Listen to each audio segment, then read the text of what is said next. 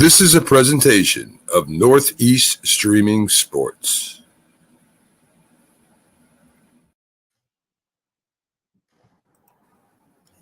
Good morning. You're listening to the Mac and Jack Sports Show on Northeast Streaming Sports. And welcome to the Mac and Jack Sports Show, our Friday edition. I'm your host, Mac, with your co-host, Jack Hirsch. Good morning, Jack. How you doing today? Hey, good morning, Mac. Good morning. Good morning. So we'll do a quick look at the preseason games. This is the last preseason game for four of the teams that played last night.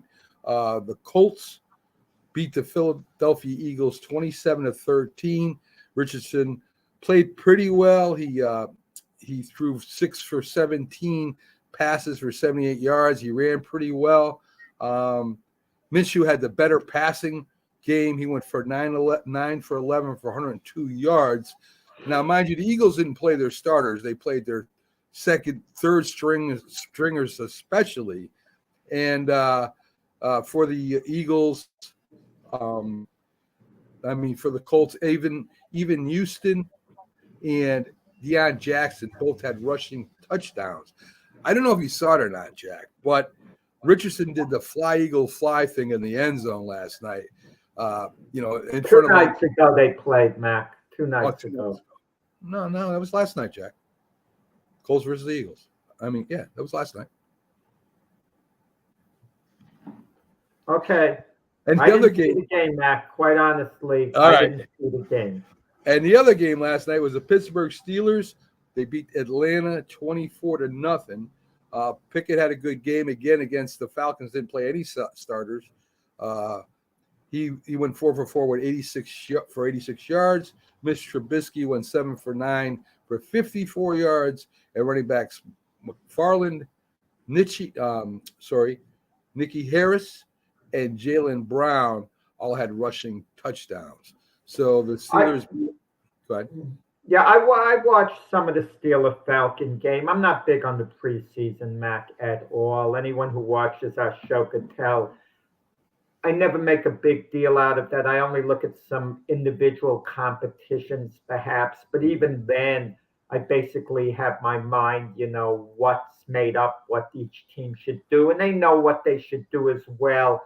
Yet there's this game plan they kind of play, like with the Houston Texans, with the quarterback competition with Davis Mills and C.J. Stroud.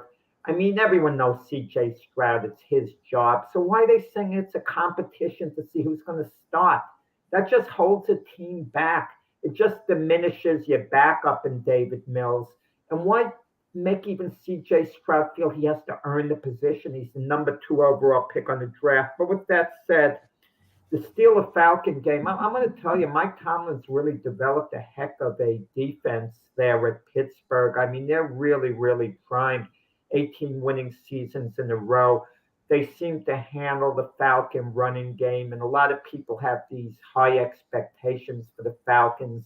They feel their offensive line is going to protect the quarterback, Desmond Ridder, that they have a good defense. I just don't see it with the Atlanta Falcons. The one thing they do have going for them, they're really an incredibly weak division. A really incredibly weak division. Where's the challenge going to come from? The New Orleans Saints that are very long in the tooth. Not just long in the tooth, Mac, very long in the tooth. And the Carolina Panthers, who really have a decent defense, but there's certain inconsistency.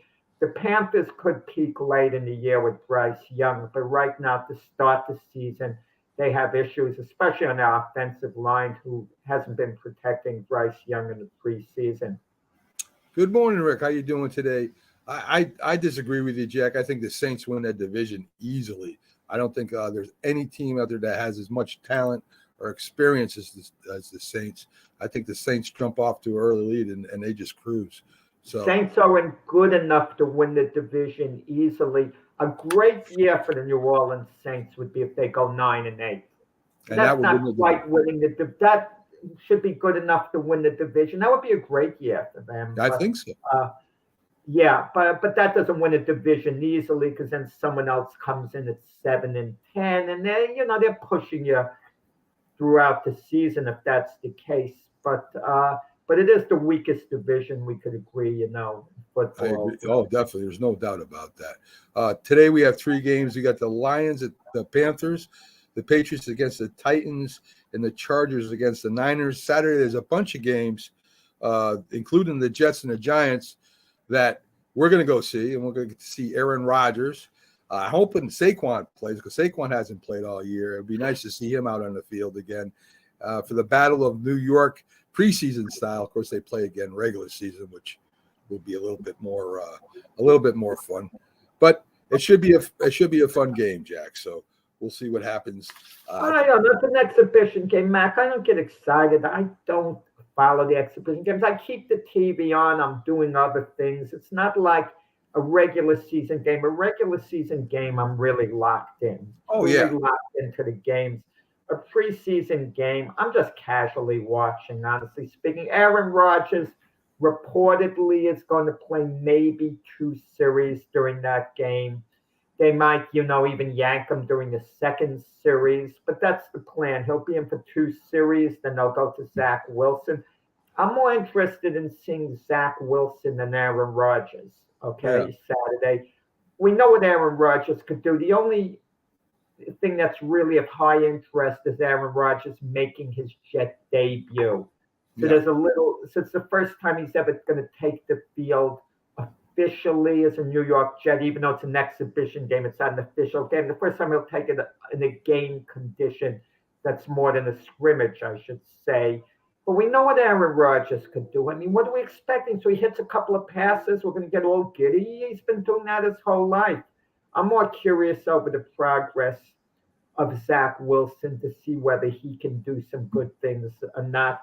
And like you were saying in the past show, it might all be an illusion. This might be the same Zach Wilson. It's like he's being marketed to us, in a certain way. Oh, look at Zach. He's improving. Zach is great. Zach hits a long pass now and then, so we get all excited. But, we'll see what transpires Saturday. Well, not only is Aaron Rodgers taking the preseason game first for the Jets, he hasn't played a preseason game in years. This is the first preseason game he's played in a long time. And I think Aaron Rodgers will come out when Aaron Rodgers is ready to come out.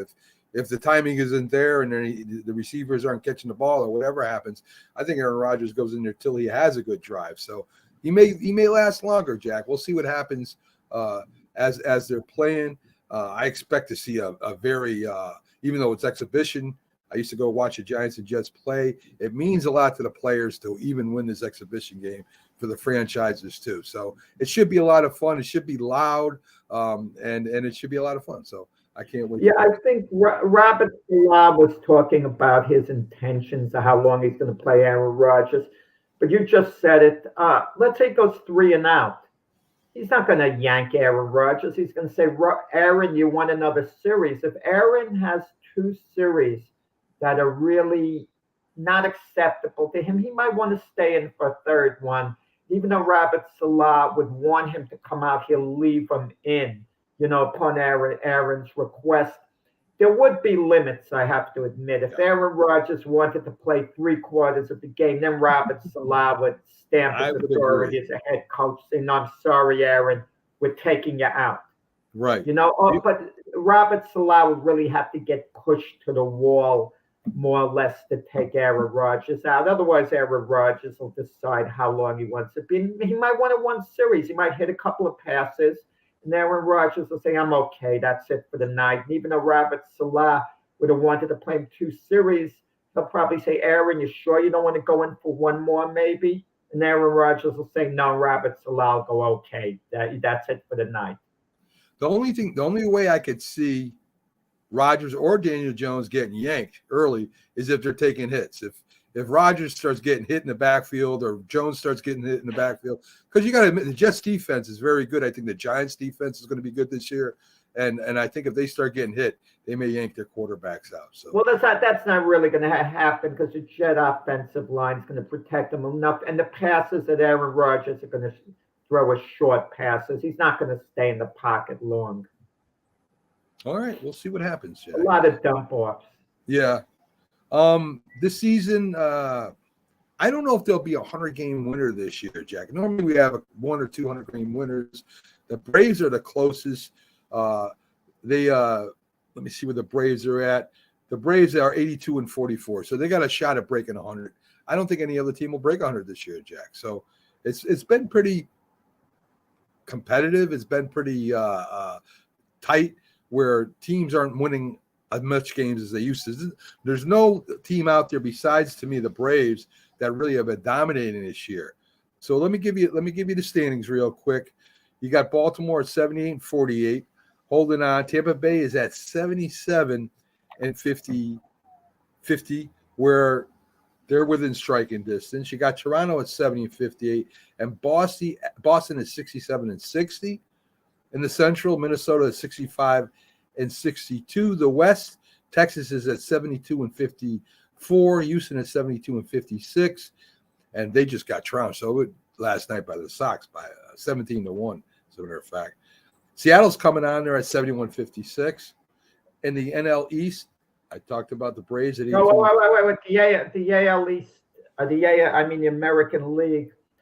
One good team is going to miss the playoffs because out of the 3 wild card teams, I don't know who's going to be the division winner. For all we know, Tampa Bay overtakes Baltimore, but Baltimore would be a wild card, Right. even though I think Baltimore is going to win the division at this point. Houston and Texas, we don't know who's going to win the division. But the other one you would think would be a wild card. So between Seattle, Toronto, I think one of them is going to be missing the playoffs, even though it might be one of the other teams there. And of course, Right. the Minnesota Twins and the very weak division. So it looks like they're going to be the only team with a record that might be over 500. So they should get in the playoffs. I don't think the Cleveland Guardians are quite good enough to catch them, even though the Twins are very catchable. I agree. In the East, as I was saying, Atlanta at 82-44, Phillies at 68-58, Miami at 68-59. In the Central, you have Milwaukee at 70-57, Chicago at 66-60, and Cincinnati at 67-61. In the West, the Dodgers 76-48, Arizona 66-61, and San Francisco at 66-51. So in the American League wildcard race right now, you have Tampa Bay, Houston, and Seattle, the top 3 teams. In the National League, it's all jumbled up. They're all within 4 games of each other. You have Philly, Chicago, and Cincinnati as a wild cards right now. Arizona, San Francisco, and Miami right there behind them. So, the NL is far from being decided as far as the wild cards. We were talking Philly might win, might get in this year. They might not, depending on how the rest of the season goes. Jack. Philadelphia's a lock to be a playoff team. They're locked. They're only 2.5 ahead, Jack. They're Are only there 3 teams that get in now? Look at how many games over 500. Look at the lead they'll have over some of the other teams there. I'll give you an example. I'll give you the records, Jack. Philly is 68-58. Arizona and San Francisco, which are the 2 last teams, are 66 and 61. They're only 2 games back.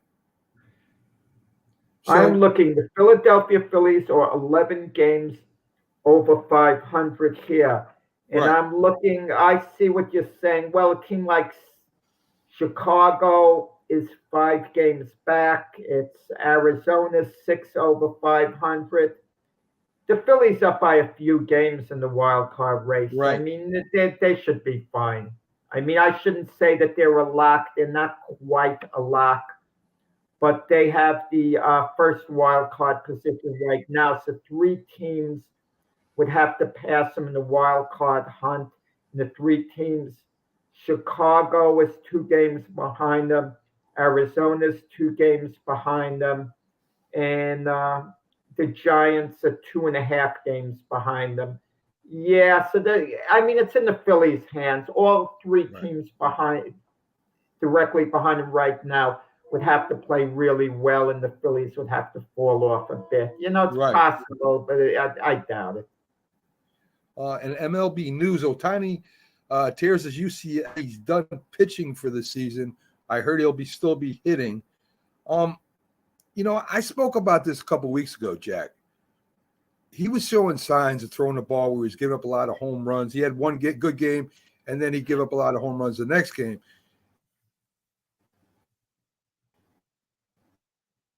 This is why the batters can pitch. This is one of the reasons, Jack, because of the amount of strain that you put on your arms, and the throwing motion and swinging motion are two different things. This is why the Yankees stopped Babe Ruth from pitching, except for Spot starting him. It wasn't because he couldn't pitch anymore. He wasn't good. He was still a great pitcher, but the Yankees knew way back when that if they did both, it would hurt Babe Ruth pitching down the line. So the Yankees were smart a long time ago, and the Angels, I think, they said Ohtani's not going to have it operated on right now. So I don't know what's going to happen with Ohtani. Does his market value drop now that he can't pitch, or what's going to happen with Ohtani when he comes up on free agency? First off, Mac, I don't subscribe to your theory at all. I don't want to hear, well, they swing a bat. It's a different motion from throwing a ball. These guys in the weight room all the time. They're moving their arms. What do you think they're doing in the weight room? So I don't want to hear if you lift any weights, it's an unnatural motion as opposed to you throwing the ball. So you can injure your arm by virtual weight training or even doing calisthenics. I just don't want to hear it. It's nonsense. Guys who only pitch, have injuries all the time. Look at Clayton Kershaw, guys like that. It happens all the time. It's got nothing to do with Ohtani swinging the bat. Nothing at all to do with it. And you point to Babe Ruth. For whatever reason, they wanted him to exclusively be a hitter. Okay, to me, they should have pitched him as well, but they didn't. Fine. They certainly didn't make the wrong decision, judging the way his career turned out. Right. But to answer your question with Ohtani's market value, might it make some teams hesitate? It might actually do that. But with Ohtani, he's more than just a player. He's a commodity.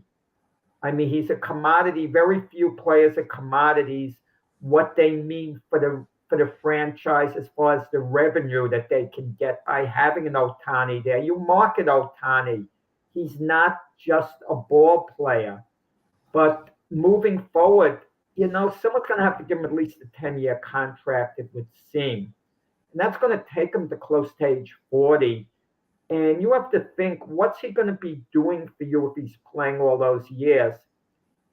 He's always going to be able to swing a bat, but is he going to play the field? Is he going to pitch? And if he pitches, how effective is he going to be? If he has arm difficulty, it could be an issue for what they're going to pay.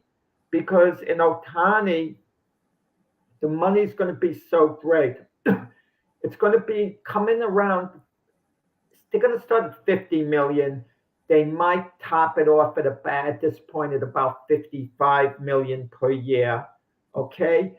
And you got to think, are you paying $30 million a year for designated hitter Ohtani? But if he's that good a hitter, which he is, you have a David Ortiz type hitter, you could say he's worth it. And then you're going to be paying another $25 million a year for 10 years on top of that for a questionable arm, okay, that may be injured. You just don't know. You just don't know. It's interesting with the Angels are kind of shutting him down for the rest of the year. They're working along with him. And you kind of wonder with Ohtani where he's going to go to.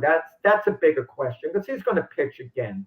It seems like the Angels are being very extra careful with him.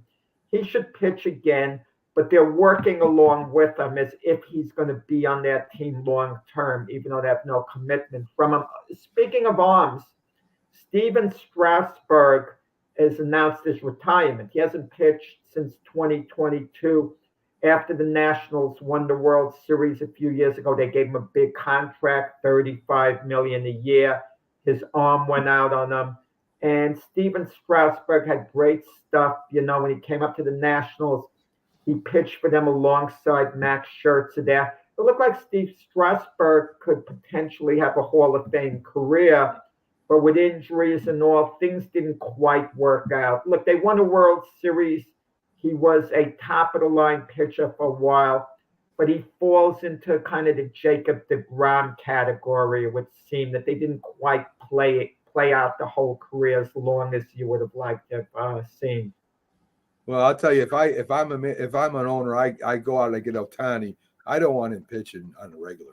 I wouldn't do that. He'd be a hitter. Yeah, and then you don't get. I don't think you get Ohtani. I would try to get him back in the outfield again, maybe, and let him hit. And if I needed a pitcher for a spot thing, that's how I'd use him. I would not want to hurt him any more than his elbow's hurting right now. I wouldn't want that. So, well, you know that those are possibilities. If Ohtani would agree, you have him play the field.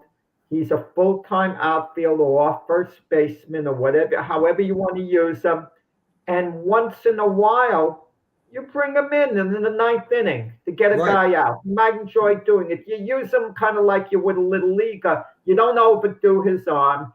He's not part of your start. He's not part of your rotation, even if he's a bullpen guy going forward.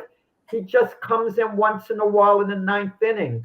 Right. You know, and he lets the manager know, I'm in a good mood. You need me to get one or two guys out. He might actually enjoy that. It's possible. And you have to figure, as long as Ohtani could keep hitting the way he's hitting, he doesn't have to pitch. He's going to be box office. He's going to be a big draw.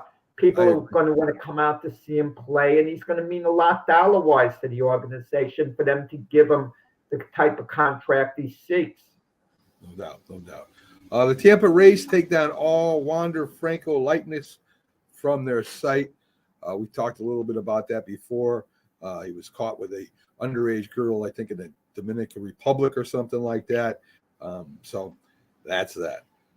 In the NFL news, Trey Lance and Jonathan Taylor, the two maybe biggest stories. Trey Lance, of course, is the third-string quarterback. Might be traded. The latest thing I heard is his 49ers are going to try and keep him. If I'm in Trey Lance's, let me say this to you, Jack. I talked to Jim and Byron about this. Remember when Joe Theismann and Doug Flutie first went out of college?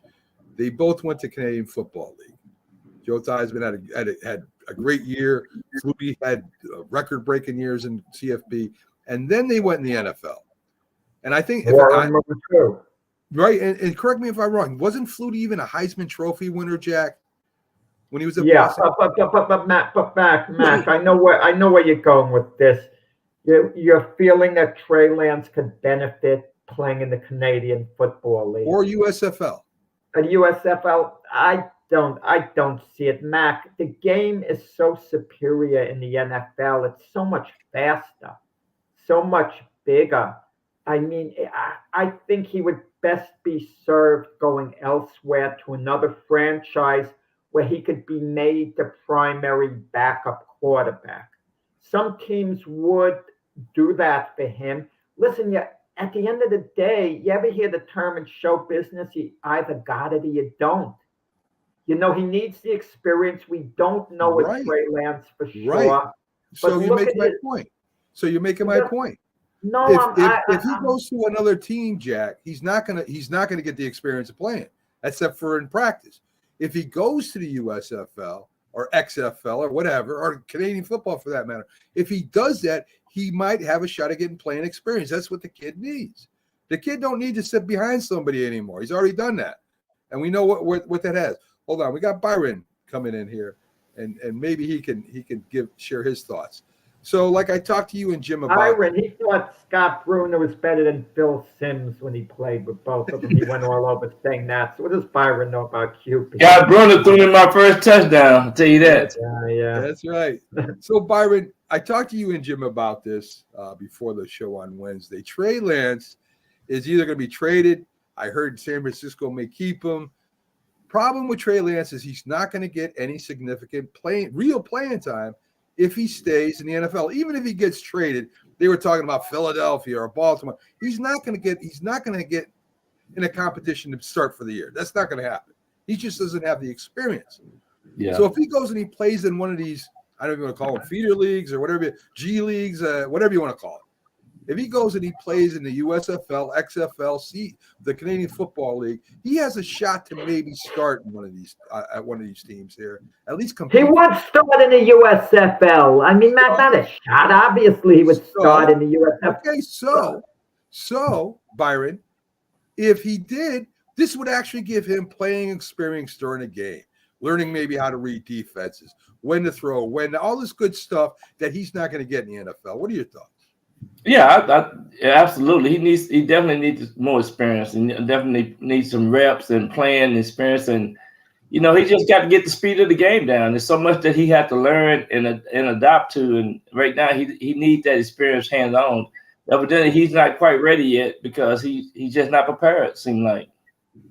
Yeah, I don't know if 100% not being ready, because if you look at the 49er roster, they nearly have to start Brock Purdy because he was successful when he filled in last year. And the players seem to want Brock Purdy to start. And the players do have an influence on the coaching staff. If they all basically are coming to the coaching staff and they want a guy, coaching staff, usually it'll adhere to their wishes. And then they got Sam Darnold. But isn't Sam Darnold in a way the same situation as Brock Purdy? He's a backup. I agree with what you're saying, Mac. Trey Lance being on the 49ers is a bad fit at this point. As a third-string quarterback, he's going nowhere. But when you're on with the second team, you do get some reps. You can develop. And there's a reasonable chance before the year's out, you're going to see the field because you're the first guy in an injury. So there are some good situations around the NFL for him. He's not going to start for anyone no matter what at this point. But let's say he went to a team like the Falcons. He was behind a Desmond Ridder. I'm just giving an example. A Sam Howell. I don't know how those guys are going to be. A few other teams, the quarterback goes down. Trey Lance is getting his reps with the second team. He gets a shot. If he goes to the plays with the USFL, it's not going to speed up his NFL career at all. It just is going to do a great deal for him. There were a few USFL quarterbacks that came up that are finding roster spots, Jack. Roster spots. Trey Lance has a roster spot. I'm just saying that these guys. Go ahead. He have a roster spot just because he was the one of the first three guys picked, based off of his experience and his confidence and things that he need. That's what he don't have. I mean, he seems like he don't have that. He need that. But let me throw this at you guys. If you could use a backup quarterback in your team, would you give a 5th-round draft choice for Trey Lance? 5th round. I think I might do it. I would take a chance on his potential. 5th-round draft choices have a chance of making a team the following year. A better than 50-50 chance, okay, of making the team. But they're not supposed to have an impact usually. You take a chance on a Trey Lance like the Giants did, and I'm sure you're going to come up with this with an Isaiah Simmons. They gave a 7th-round draft pick, which could be a throwaway draft pick. You could afford to trade that type of draft pick and take a fly on a guy. And the team would do that for Trey Lance. Someone would give a draft pick for Trey Lance, but to the Niners, it's not worth getting a 6th to 7th round pick. They're not going to give Trey Lance away for that. They'd rather keep him as a 3rd-string quarterback. But that shows you he still has some value to them. Yeah, I don't know. Let's talk a little bit about Jonathan Taylor. Jonathan Taylor, of course, is unhappy. He wants to be traded. The owner gave him till Tuesday, I think, is about a week to find a team. Now, I don't know if you followed James Harden's situation with Philly. And I think this could become a James Harden situation where they're going to want a boatload of stuff for Jonathan Taylor because he was a leading rusher last year. And I don't know if another team's going to give him that. So even if he does try to request a team, if I'm not mistaken, only 2 teams are seriously talking to the Colts about Jonathan Taylor. I don't know if he goes anywhere, Byron. He might end up with the Colts next year, and the Colts have the rights to him. So he may end up with the Colts again next year, and we're going to go through the whole same situation again next year. Yeah, the only thing bad about that, if you end up sitting out or missing games and don't have the production, it's all about what you do on the field. You know, they were showing a survey about what the way the game has shifted from paying the quarterback average of $50 million a year, and the running backs around about $10 to $13 million a year. It's just it's just something that's happening now in the NFL. And I think Jonathan Taylor it's all about timing. It's about being healthy. And, right now he's saying his ankle injured. So there's a lot of things that's in the equation that's really don't make sense. But, whenever a running back starts sitting out, you think about Avion Bell and those guys, things start going south. And, negativity start coming into the equation. So there's a lot of things that he needs to think out and make sure that he's active, engaged, and it's about timing when you get ready to negotiate that contract. Yeah. I think Jim Irsay, guys, the Colts owner is starting to become maybe the worst owner in the NFL. He puts out this Jonathan Taylor deal that's not realistic. Did he really in his right mind think anyone's going to give him a first-round draft choice for Jonathan Taylor? Not that Jonathan Taylor isn't a terrific player, but look at the market right before. You had Dalvin Cook, a heck of a running back. No one was lining up to get him. There wasn't much of a market for Dalvin Cook. Eventually, he went to the Jets. He even wanted to go to his hometown team, the Dolphins, who didn't jump all over. And he's telling Jonathan Taylor, make your own deal. Jonathan Taylor doesn't have the authority to make a deal. What's someone going to give up for Jonathan Taylor? Maybe a team would give up a third-round draft choice. Let's say they do. Maybe even a second round. Let's make believe that could happen. He certainly has that value. He's only 24 years old, but he's been injured. There's a bit of a problem. But this is what happens. A team gets Jonathan Taylor, and guess what? They're not working out a new contract from at this point. So he's going to have to play for the same $4 million or so a year that he was going to get from the Colts.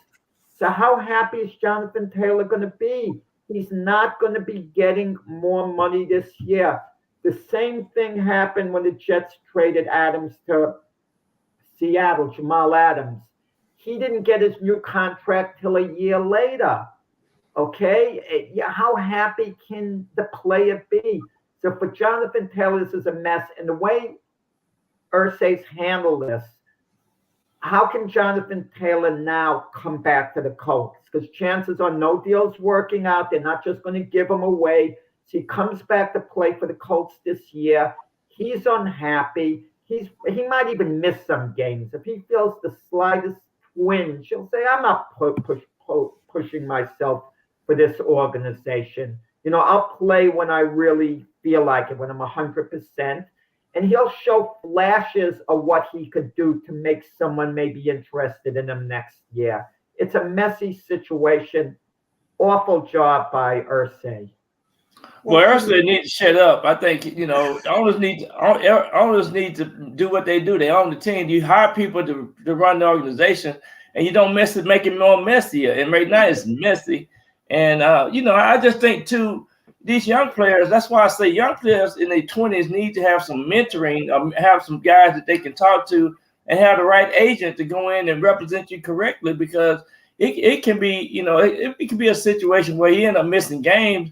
And it's gonna be worse than what he's the situation they're in now. So I just think too that it's all about timing. This guy had 1,800 something yards rushing last year or whatever, led the league, and he should consider about just focus on what he needs to do, and that's on the football field, and have some people to handle your business, and then get the right get some of the right decisions behind it, because it's all about your choice and decision. The second contract is going to be your biggest contract probably for a running back anyway. That's true.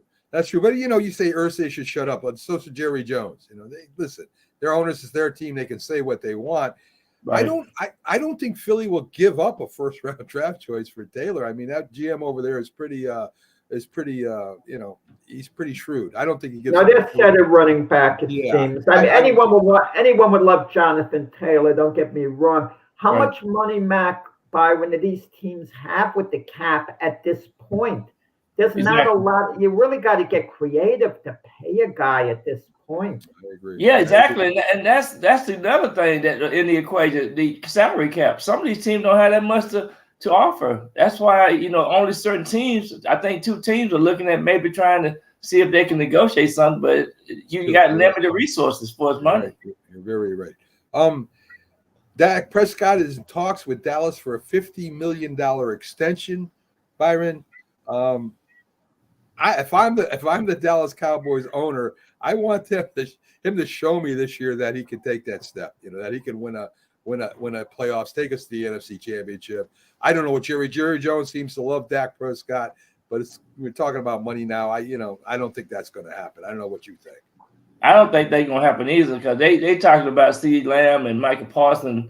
They got to get those players signed. Zach Martin just signed his new deal, so I don't see why they talking about that. Why they talking about that Prescott right now when they got other things they need to be concerned about. I was a little surprised Jerry Jones paid Zach Martin. He worked out the deal with him because he could have played hardball. Zach Martin had 2 years left. And at the time he signed them, Zach Martin was the highest paid guard in NFL history. But you sign a long-term deal, the contract, the value goes up in that position as the years go along. So you're not going to be the highest paid player after a while. Guys are going to pass you. That's just the way it's done. And he had 2 years left on that deal. But Jerry Jones accommodated him. But you're right what you said, Byron, a moment ago. Micah Parsons, that's the big fish. That's a guy who's going to have to get the big money. You can only mess with him so long. There's no way getting around paying Micah Parsons. And I can't see with Dak Prescott, him, working out like a big extension, at this point. He's got to prove himself. If he doesn't have a good year, it's conceivable Dallas would look elsewhere in the quarterback market. So Byron checked out for a minute. Hopefully he gets back on. Jets wide receiver Gray Davis retires at 28. I expect to see him next year or the year after that with another team, Jack. I just think he wanted out of the Jets for some reason. We don't know with any player what's going on. I mean, the NFL life is tough. They have families. They're away in training camp. They've made X amount of money. And sometimes a player just doesn't enjoy playing as much as he did, at another point. Most guys want to hang on as long as they can, play as long as possible. Byron can relate to that. We're just talking about, any player retiring or whatever. Some guys want to scratch and claw and play to the last strap. They would play to age 65 if they could, but other guys, they hit a wall. They love the game, 1 month, and by the next month, they somehow, just want to get on with life, and they don't mind leaving it. Yeah, it's a young man game, no doubt. It takes some guys a little longer, and they want to hold on. Reality need to hit, and you need to go in there with an exit strategy, and that's anything anyway. So you're absolutely right. That's why I think you need to be around some veterans, some guys who've been through it, and some guys who can share testimonials, and that way can help you, get that further down the road. Because this is about your family and other things. It's a lot of factors that's in the equation. But a lot of guys thinking that their body go do the same thing, be able to produce. But it's this world. We don't. The reality of it is that it gonna hit home, and things. The body and getting up and the aches and the pains and things do affect you in the long run. Another thing too. Players have to work out with weights and stuff, and their neck get bigger. And that that's why they have sleeping problems and breathing problems. So there's a lot of other things to consider in life once you go to the football factor. Yeah, I believe you're right in that. And with that, we're going to go to the Giants news. The latest, the Giants have the GM Schoen, to me, is becoming one of the best GMs in the league. Gets another steal. He picks up Simmons for a 7th round conditional draft choice, Byron. Simmons, as you remember, in 2020, there was a decision whether they should take Isaiah Simmons or their big tackle, Andrew Thomas. They ended up taking Thomas. So Simmons goes to the Cardinals.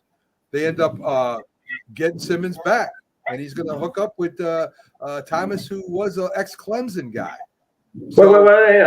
I have to ask you, Mac, when you say conditional 7th-round draft choice, I thought it was just a straight-out 7th-round draft choice. it's conditional. So if he does better, maybe it moves. Maybe they move up in the draft order.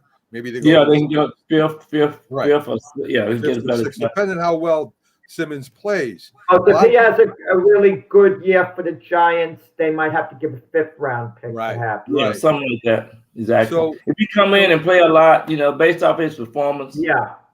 I thought it was a straight 7th. Yeah. So Simmons is one of those hybrid players that can be a linebacker or a safety. And this just gives Wink Martindale another weapon. Now, I don't know if Simmons I think the linebacker position of the Giants is a little weaker than the rest of the positions right now. So I think that's where they may start him out. He may end up, becoming that safety that comes up and plays against the run and blitzes and stuff like that. Good move by Shohen, you think? Oh, absolutely. Because Wayne Martindale, if he get that extra player like that hybrid guy, because last year is really when Aaron Rodgers started getting off base, or when the Giants played Green Bay Packers, because Wayne Martindale defense was hitting Aaron Rodgers all over the place, and he's like that type of defense, and that's the way he always prepare his team, and so this is gonna be exciting to watch the defense now. Yeah, when you think of it, Simmons was taken 8th overall in the draft 3 years ago by Arizona, and he's shown flashes of being really good, but he hasn't been consistent at all, and he just hasn't played the game as smartly as he could be. The book on him is great athlete, but not a natural football player. So he's got to be taught. Some guys are great athletes have to be taught to play football, actually. And I think he comes into that category. But with Wink Martindale there, let's see. He might develop. It might turn out to be a steal for the Giants. Good deal for the Giants. Yeah. I didn't know it was a conditional pick. I thought it was a 7th-round draft pick. But even if they gave up a 5th-round draft pick to him right now, I'd say good deal. Okay? Because he's as good as anyone you're going to get with a 5th, 6th, or 7th-round pick in next year's draft. And you got to remember, at Clemson, he won the Buckus Award, so he is a good linebacker. He was playing linebacker at Clemson. I forget the stats were. I know he had a lot of. I know he had some interceptions and sacks and stuff like that. Tom Swaney, former Buffalo Bill tight end that the Giants picked up, collapsed during practice. He had to be carted off the field. Byron, I don't know. They said some kind of medical condition. I don't know if you heard anything different than what I heard. But this may affect whether he makes the team or not, sadly. Yeah, and unfortunately for him that the weather or whatever. But I hope he's okay, and I hope he can. Evidently, they like him, and I think that's the key when you bringing in some players that you're familiar with.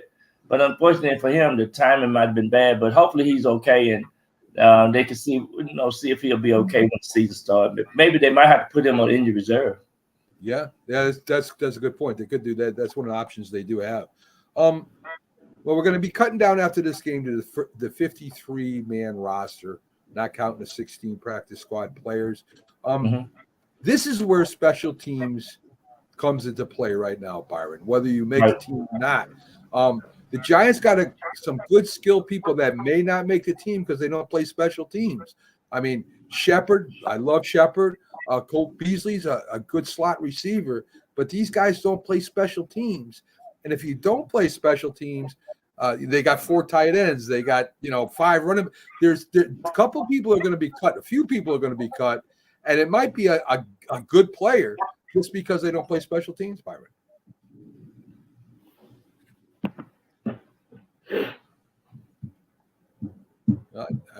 Byron, I froze him. He's thinking about it right now, Jack. Byron's thinking. He's analyzing. Whether. Yeah, he's like, wow, I just blew him away with that, Jack. Yeah, that was a tough. Mac, you got to ease off on the questions. You're pushing guys too hard, like a coach is pushing a player too hard. Yeah, I mean, Pushing us too hard with these questions get tougher and tougher. And then you have the two-a-days, the two-a-minutes. It's crazy. Should a player? That's pretty thought-provoking too, which a lot of people don't consider, but coaches think about it all the time. If they have to make a decision between two players and it's pretty close, their talent level, they'll look, and they use one on special teams once in a while as opposed to another. And the one they could use on special teams is usually going to be given the nod, if all factors are close to being equal. Definitely, Jack. And if you don't play special teams at all, I'm not saying that they're going to get rid of Hyatt or somebody of that caliber, but a different receiver that's not going to be for depth or something like that. They may end up getting rid of somebody that the fans really like. So I don't expect Hyatt to be kicked out or a Slayton. But what's interesting about special teams? You think of the amount of players used on special teams. Most of them could be used in one way or another. But receivers are going to be there for an onside kick, because they're used to handling the ball, have good hands. Would you ever use a quarterback on the onside team to recover a kick that's being kicked? I'm just thinking out loud now, because the quarterbacks have truly good hands for something like that, because they're used to handling the football all the time. It gets snapped to them. So you would think they would have good hands too, different from a receiver. Would you put your quarterback on the line to feel the ball, a squib kick? If I was the Jets, I would. But other than that, interesting. No, well, listen. Trey a Lance. Mobile quarterback. Trey I'm Lance. talking about a mobile quarterback, a Daniel Jones who's very mobile, who you would think has good hands, who can get the ball, turn to the side. We had Jeff Hostetler. We used Jeff Hostetler a lot back in the day. Okay, yeah. But not too often. Not too often. Unless they physical. Like Jeff Hostetler was pretty tough. But you got, and they do handle the ball a lot, so you're absolutely right. But I just wondered, would you use a quarterback to field an onside kick? Because you don't see that. I think you can use them now because they run a lot more too. So back then, Trey Lance, Trey Lance or something. Trey Lance, you could.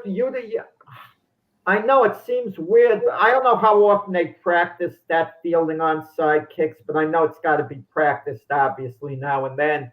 But that's a good point. You have a Trey Lance there, should be used to handling the ball, and Heck, if I was San Francisco 49er coach, I'd put him back there receiving kicks and punts. The heck with it. Let him play. Well, no, you're going a little too far there. I don't think so. Anyway, in this day and age on kickoffs, I would just take the ball on the 25-yard line all the time, because you're seldom going to do better than that.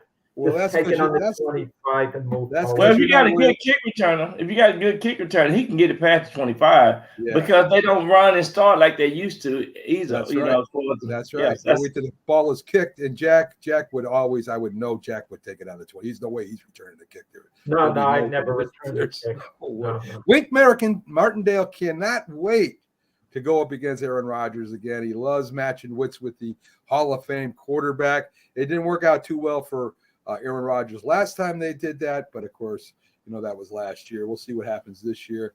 As me and Jack. Yeah, he said that he really respect Aaron Rodgers. He called him the Titan. He called him one of the elite players. So they got a lot of respect for each other. So you like playing chess. They like to move some things around. But it could be fun to see what happened. The first and second series of the game. Yes, I think Aaron Rodgers I can't imagine not taking one shot down the field just for the excitement, the adrenaline factor. I could see him going once long to, Garrett Wilson. Yeah, I could see that too. And I could see Thibodeau sacking Rodgers right in front of Jack, and that would be heaven to me. If Thibodeau could sack Rodgers one time, get around that big Becton dude with his speed and hit Rodgers, it would be great. Really and Jack, would you do something for me this weekend? If you have a chance, go down there and get Thibodeau autograph for me. Listen, I mean, they got a guy. If Isaiah Simmons comes along, has a great year, by some chance, that's going to help Thibodeau out. Oh The yeah. other guys are playing well. It's kind of releasing. Well, I know you're talking about Wink Martindale. What was it, 3 weeks ago? He was chewing the team out for lack of effort, but his eyes were locked on Thibodeau the whole time. So, okay.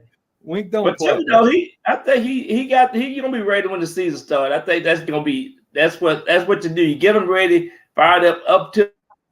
I mean, this preseason, it's a lot of waste of time. But now, if we getting ready for the nuts and bolts of the game. Yes. This is going to be this. It's going to be. I don't care what anybody says, it's exhibition or not. It's going to be a war out there. It's going to be a lot of fun. Absolutely. Even if it's the third, Jack. Even if it's the third stringers. I mean, trying to make the team. Oh, third stringers, yeah. It's going to be. It's going to be a war. It's definitely going to be a war. No, I think this is very important. The key to this game, at least from the Jets' perspective, is going to be the offensive line is on trial because supposedly it's peaking somewhat. I mean, it's still not the best, but it's gotten better. They're improving as a unit. And you mentioned Becton before. He can't have a bad game. I mean, and there's that certain confidence fact, I think, going into the first game. If the offensive line plays a dreadful game, and let's say Thibodeau does get through easily and he sacks Rodgers, and let's say Rodgers is sacked twice, that doesn't breed confidence going into the first game. You don't want to go in with a lot of doubts. But with that said, the Jets play the Buffalo Bills in the first game, and the Bills have some serious problems on their offensive line, but at least Josh Allen is a running quarterback who mixes it up a little bit. Unlike Aaron Rodgers, that if your offensive line collapses, where's Rodgers really going to go? Yeah, exactly. The young defensive cornerbacks of the Giants. We're talking about defense mostly today, folks, on the Giants. Both rookies. Well, one's a rookie. One was a rookie last year. He's in his second year. They're playing lights out in exhibition right now. Deonte Banks has given up 0 receptions on 33 passes to the guy he's playing against. So great fourth round, great pick by the Giants to go out and get Deonte Banks right away. It was a great move. That was my biggest concern coming into this year, besides the Giants' offensive line. Defensively was the defensive backfield, Byron. They got burned a lot, especially against the Cowboys and the Eagles last year. And they're going to have to match up with two of the best receiving cores in the conference this year. It's going to be very important. Again, Byron he's thinking hard about this, Jack. I mean, I got it. Byron, I mean, you listen, Mac. I mean, these are tough questions that Byron's analyzing here, what to do. But consider this, Mac. You're going against third string offenses a lot of the time. Your starters are supposed to play well against players like that. But he is a rookie, too, Jack. You want to look good in the preseason. Right. I mean, they're different categories. Some guys definitely are making the team, and it's just getting ready for game one that they're going to start. Other guys are scratching and clawing, to make it and not get cut. But with that said, the Giants, I have to admit, aren't looking bad. I don't consider them a weak link at all. But how good they're going to be, they were 9-7-1 last year. I mean, I could see them being in the 9-8 category, maybe the 10-7 category, maybe the 8-9 category. I don't see them being a powerhouse team, but I don't see them having a really poor year either. Well, like I was saying, Byron, before you froze because the question was so tough. I was, Deonte Banks and the young. I think the Giants season. This is how much I think about this. The Giants season on defense will go as far as these young players, these young defensive backs go. Yeah.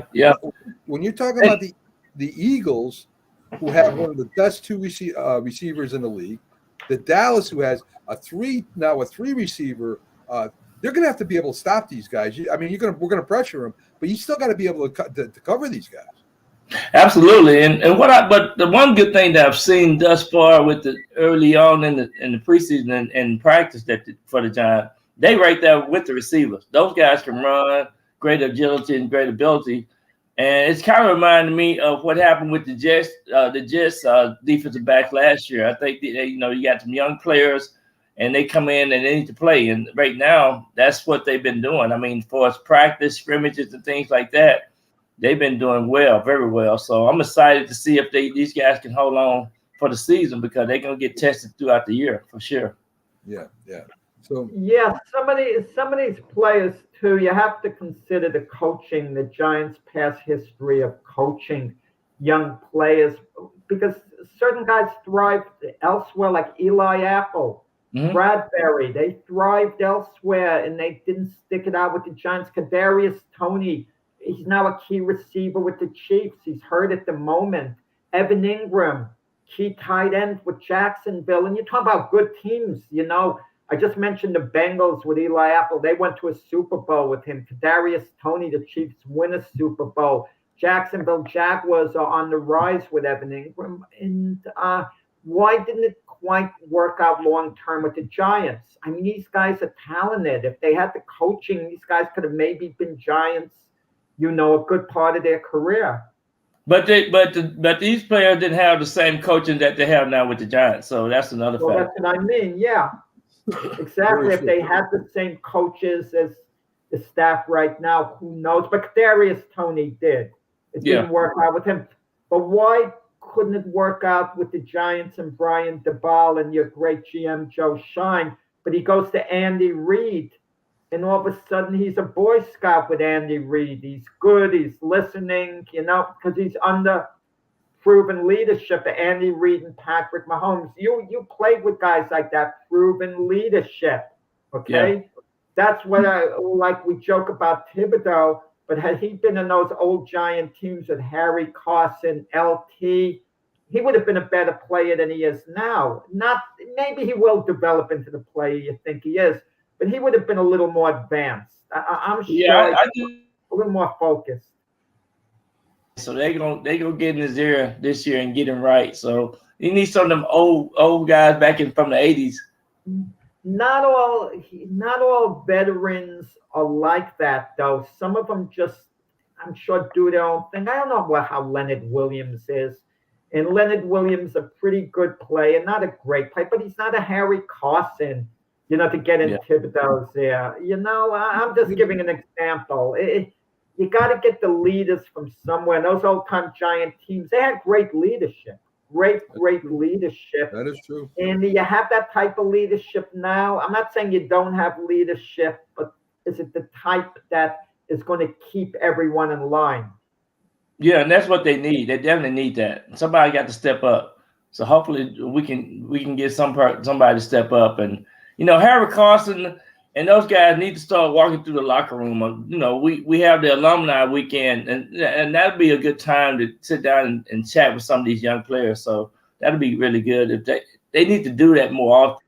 And I know Green Bay has it. A lot of teams have the alumni coming in, and that's really good. I think it's necessary to have that coming through your locker room. I'll go back to Kadarius